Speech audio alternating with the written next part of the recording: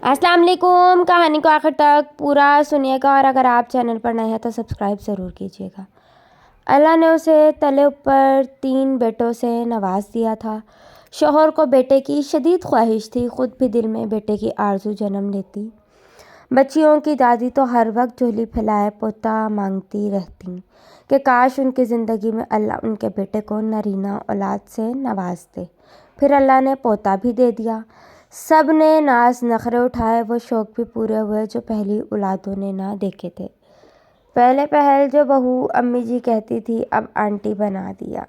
बहू ने तेवर बदले, आखिर उसके पाँव लग गए।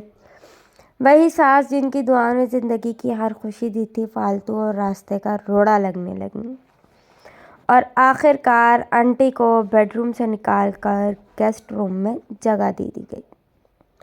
बुजुर्ग खातून ताज़ा हवा और बाहर की चहल पहल देखने से महरूम हुई तो बेजार रहने लगी।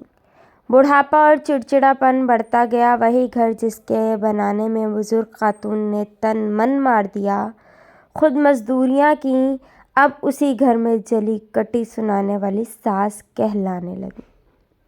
इन जली कटी के पीछे कितनी ख्वाहिशें जलाई जाती हैं, माएँ क्या क्या जतन करती हैं, ये वक्त का पहिया खुद बता देता है। वक्त के इस घूमते पहिए में मकफ़ाते अमल की चक्की बड़ी तेज़ चलती है और सब पीसती जाती है और ज़माना खुद को दोहराता जाता है।